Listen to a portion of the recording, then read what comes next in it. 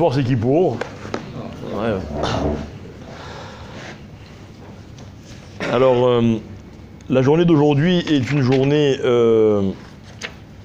qui est également particulière pour la Teshuvah. Et donc il faut savoir que tout ce qu'on peut faire aujourd'hui pour nous permettre de mieux faire Teshuvah ou pour nous aider à faire Teshuvah, je ne parle pas seulement de préparation de demain, mais pour aujourd'hui, donc c'est important de le faire. Alors le programme de la journée, c'est le suivant. On a l'habitude d'aller faire des tfilotes sur les Gvarim, sur les Kivrei Tzadikim, la veille de Yom Kippour. Ça s'est transformé un peu en minag d'aller pèleriner tout le monde, bien qu'il n'y ait pas vraiment de référence à cela. Les Maasé, les gens ont l'habitude d'aller Rev Kippour, parce que comme on ne peut pas y aller après pendant 3 semaines, on a le minag de ne pas aller pendant 3 semaines. Alors, mais je connais des gens qui vont beaucoup moins que toutes les 3 semaines au mikvé, mais aujourd'hui, pour eux, c'est quelque chose de très important. Il faut savoir que c'est pas ça le Inyan. Le Inyan, c'est le cimetière. Le Inyan, c'est d'aller prier sur la tombe des Tzadikim pour leur demander d'intervenir en notre faveur pendant la journée de Yom Kippour. Il y a des téphilotes dans les marjorim, etc., qui sont très bien, très bonnes à dire.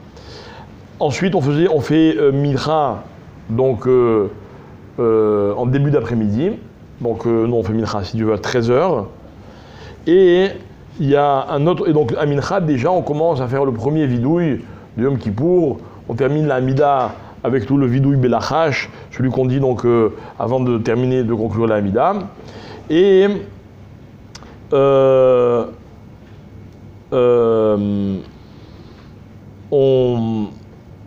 ensuite il y a un autre minaï qui est celui de faire Malkot. D'accord, donc de se donner des coups mutuellement. Il faut savoir qu'il y a plusieurs usages. On dit que le Harizal, par exemple, lui, il n'était pas makpi de faire cette chose-là. Mais c'est un mina qui est important aussi, pour ceux qui ont l'habitude de le faire, à tel point important que quelqu'un qui a l'habitude de dire, comme c'est dire à Mordechai Eliyahu, de le faire tous les ans, et une année il n'a pas pu, c'est bien qu'il le fasse après Yom Kippour. D'accord, donc c'est pour vous dire que c'est pas juste une petite chose. Maintenant, certains le font avant Mincha, d'autres le font après Mincha, ça n'a pas d'importance. J'ai juste oublié de rappeler qu'après Shacharit 1, on fait avec une ceinture en cuir, d'accord, on se dévêtit le haut du corps et on tape en disant le passouk de Ve'orachom et Chaber Avon.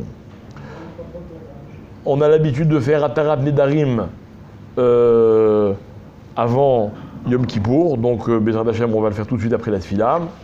Atarat Nedarim, il faut savoir que c'est quelque chose de très très important à faire avant de demander à Hashem de nous pardonner nos avérotes. Et qu'il y a beaucoup d'avérotes qui ne peuvent pas être pardonnés si il y a des Nedarim, des vœux qui n'ont pas été accomplis et qui restent donc en suspens.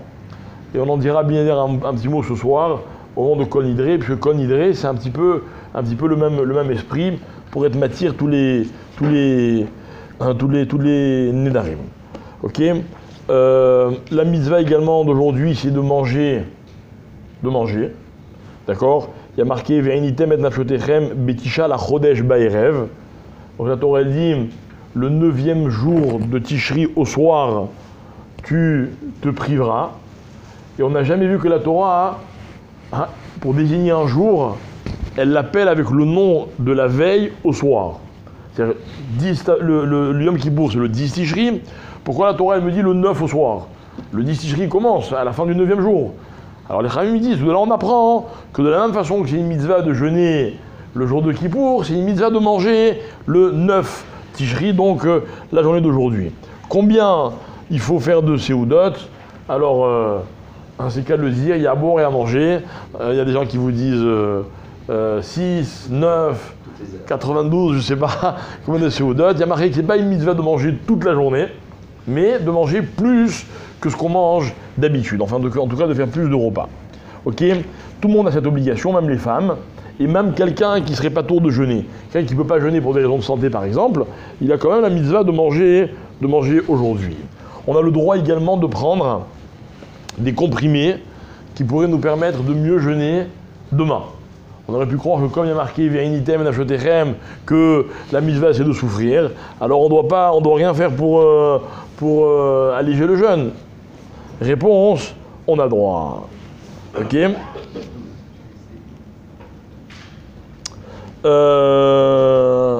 Alors ensuite, ceux qui n'ont pas encore fait les caparotes, le minag, c'est de le faire aujourd'hui, ce matin, d'accord. Vous avez des endroits dans Jérusalem où on peut encore faire des caparotes avec des poules, et ils feront la shrita avant Kippour, et il sera distribué à des pauvres avant Kippour. Si vous préférez faire des choses, on va dire un peu plus soft, d'accord, vous pouvez le faire avec de l'argent, et à ce moment-là, il faut trouver quelqu'un qui distribue cet argent à des pauvres, avant Kippour, en tout cas un Irgun qui va le distribuer à des pauvres. Ok. Ici, non. Ici, on n'assure pas ce service. Ok. Maintenant, on a également l'habitude d'aller au mikvé. Alors, je précise que le mikvé, avec tout ce que ça implique comme désagrément, le mikvé, il faut y aller, c'est très important d'y aller après Chatzot. D'accord. Même quelqu'un qui est allé au mikvé le matin avant le net, c'est très bien, ça lui a permis de faire une belle tefila, mais la tefila de Yom Kippour, il faut la faire après Chatzot. D'accord. Maintenant, quand on se trempe, vous vous rappelez, il y a plusieurs kavanotes, d'accord. Les kavanotes de Yom Kippour, c'est quoi? C'est pas tout à fait le même qu'à Rosh Hashanah. À Yom Kippour, on demande d'abord à Hachem on se trempe pour dire qu'on est Nekiim, on se nettoie comme les Malachim Hacharet, parce que pendant la journée de Yom Kippour, les Juifs sont comparés à des Malachim, puisqu'ils ne mangent pas, ils ne boivent pas, ils se séparent de tout ce qu'on a déjà expliqué, et ils se tiennent debout une grande partie de la journée. Ensuite, on demande à Hachem que par le shrou de la Tevila et la Tahara, alors que le Borou il entende nos téfilotes. Et enfin, que grâce à la Tahara, donc au fait de se purifier, on puisse mériter de recevoir la He'ara, donc la luminosité particulière de Yom Kippour. Ok. Maintenant, c'est bien aussi de faire les 3 tévilotes. Alors c'est bien aussi, j'allais dire, de faire les 5 tévilotes. Les 3 tévilotes, c'est minimum. Et les 5 tévilotes, de se tremper 5 fois aussi, pour, comme on avait dit hier Rosh Hashanah, d'accord, c'est bien de le faire aussi. Tahara, Kaas, la colère, les Matek et Tadin, d'accord, pour adoucir le din, enlever les habits du rôle et rentrer dans la dimension de la Kedusha. Ok.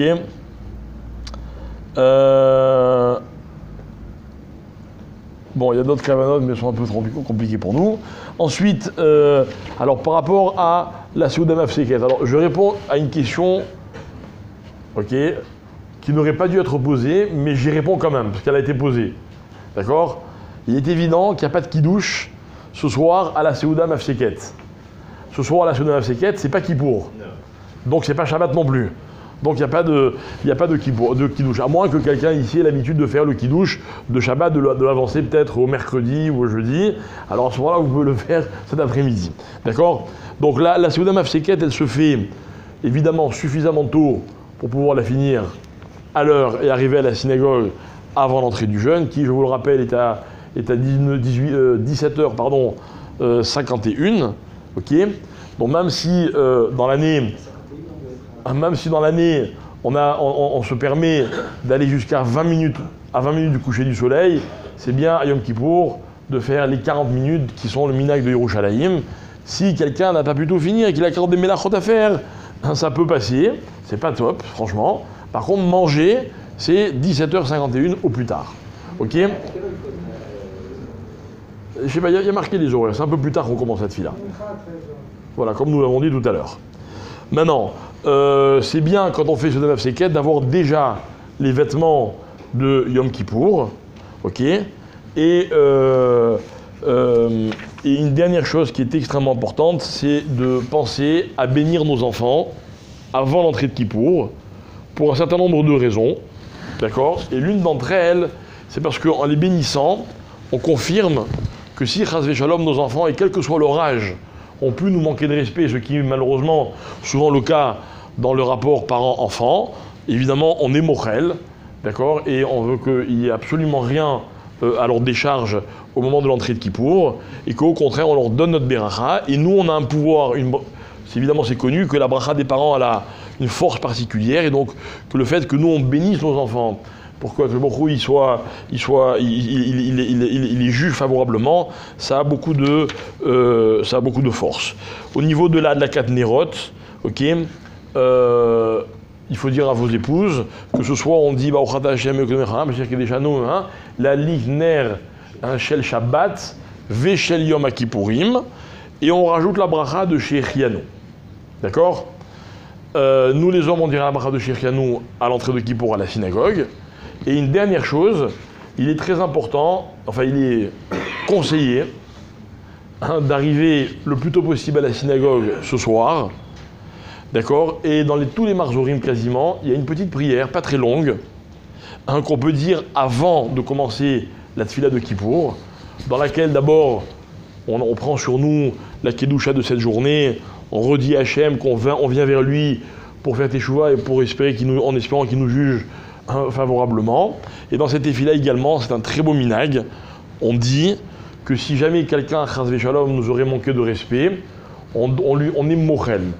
D'accord? Et dans la vie, on a expliqué au nom du Chafetz Chaim dans le Mishnah Bora qu'il écrit noir sur blanc que celui qui est mochel, même si quelqu'un lui a fait du mal, même si quelqu'un n'a pas réparé le mal qu'il aurait pu lui faire, Akadosh Baruch Hu, il juge l'homme mida keneged mida. Nous aussi, on a peut-être blessé Hachem. Nous aussi, on n'a pas forcément réparé ce qu'on avait fait Hachem dans l'année. Et malgré tout, on lui demande pardon et on compte sur sa miséricorde et sa souplesse. Alors si nous on montre cet exemple, Akadosh Baruch Hu, évidemment, il est impossible qu'il résiste à cet effort qu'on est capable de faire les uns et les autres. Voilà. Alors tout de suite, nous allons faire